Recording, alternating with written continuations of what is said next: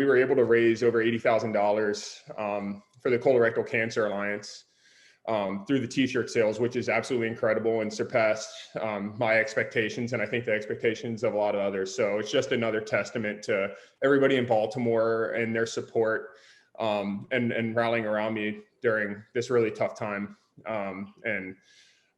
It just means the world to me. And I've gotten to know a lot of amazing people that work with the Colorectal Cancer Alliance and people who have had colon cancer as well. So they all help me tremendously throughout my process. So being able to give back to them is really important to me, and something that I'm going to continue to do in the future.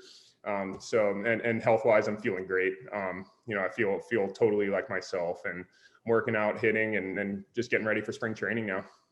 Can you describe that feeling that you had when the Orioles sent you that team picture where all the players signed a personal message for you, because it went viral on Twitter, and it was just great to see, but then your organic reaction to it was even better? Yeah, it was amazing, especially because I wasn't allowed around the stadium for good reason, obviously, this year.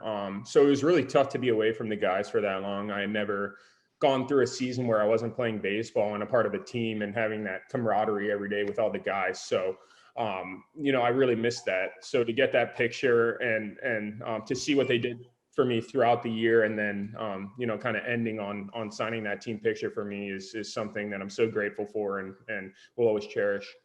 Do you plan on continuing your advocacy for early screening and awareness? And if so, how do you plan on doing that? Oh, of course. Yeah, I'm just getting started with that. It's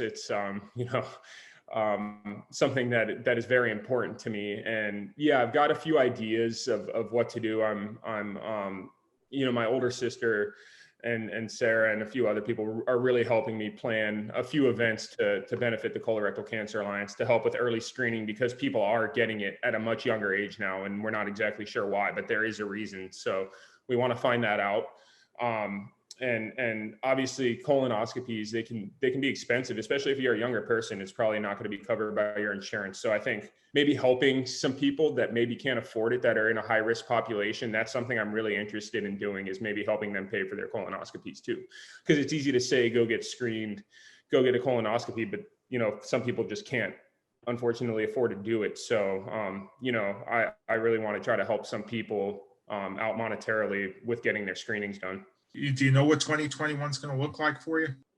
Oh, not exactly. We haven't really talked about that too much, because I mean, obviously I've been through a lot this year, so that was kind of the last thing on our minds. But now that we've turned that corner, obviously it's something everybody's thinking about. But I've said this my rookie year, I say it now, wherever they want me to play, whatever they want me to do, I'll do it.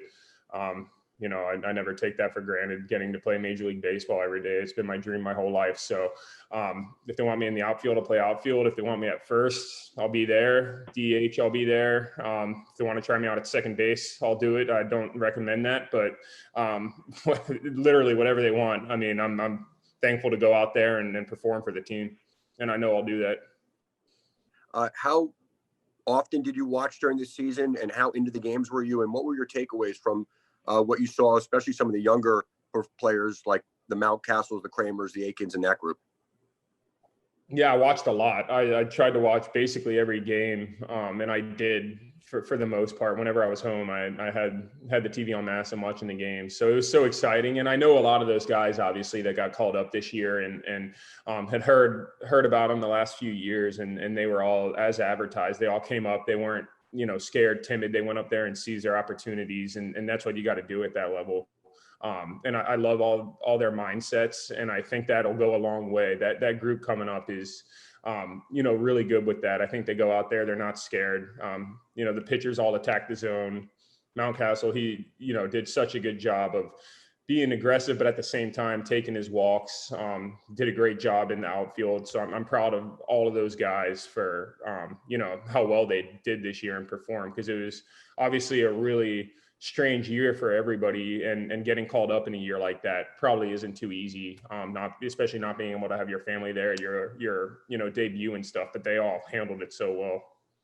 Yeah, Trey, we talk a lot about, the idea of getting back to baseball, but what are your goals from a baseball standpoint? Do you think if spring training started when it's supposed to start, that you could be full go by then? Do you look at opening day as a goal? Like where are you at mindset wise there?